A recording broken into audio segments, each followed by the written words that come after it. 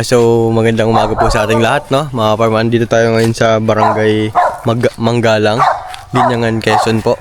May bibisitahin po tayong property, ano, na may kabuuang sukat po na 1.6 hectare.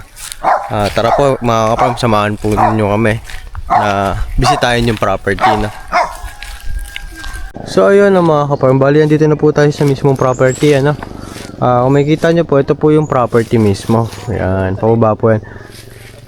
Ito ang mga ka-farm, ang property po na ito ay meron na pong source of water ng tubig. Ito po, sa ngayon po ay putol daw po ito. Nawasa daw po iyan, no, mga ka-farm. Yan. Nakabaon po sa lupa, no? Dalawa po ang source of water po ng property, ano. Isang nawasa at isang ilog, mga ka-farm. So ayun, no, mga ka-farm, bali ito, no, kasama po po yan yung kulungan ng baboy, no. Ayan, mga ka-farm. Ngayon din na nakukuha ang gawa ng yung ang may-ari po nito, retired na sundalo. Ayun na mga ka-farm.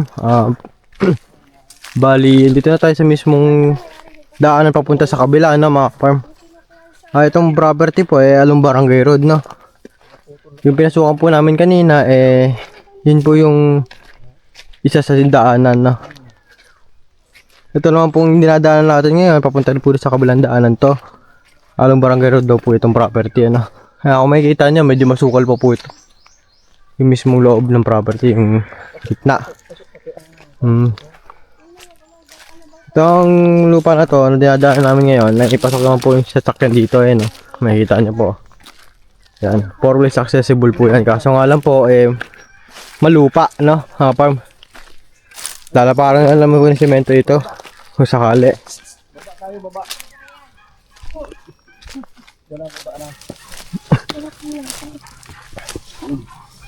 So bali mga farm, no, itong property po ay may mga tanim po na star apple, guyabano, saging, mangga, sampalok, tsaka lakatan, no, mga ganun saging po. Yun, Gaya po niyan, no. Farm. Yan, ito. Kasama pa ito. Ito pong yadaan namin ay kasama po ito sa property, no, mga farm. Kakao. Ayun, no, meron pa hong kakao.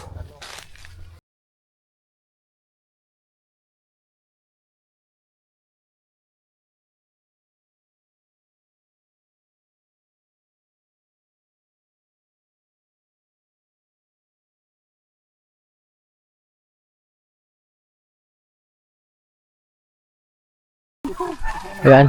Saan yung boundary ho dito? Yan, ito, boundary yan. Boundary itong kabila. Ito lang, bali 16 feet yata ito. Ang kasama sa lupa. Ito yung daanan. Ito yung daanan.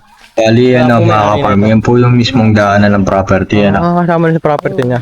Yung nakikita niyo pong dinadaanan natin ngayon, yan po yung 4-wheels accessible, kasama pa po yun sa property. Kaya kung magkakalo po kayo sa mismong barangay road, yung sementado, kung pasok po dito sa property, ay makakadaan na po ang inyong 4-wheels na hanggang doon po yan sa property.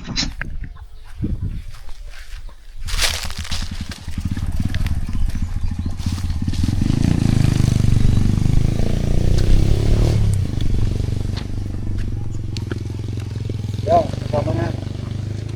Kasama yan. Ito kasama sa lupa yan.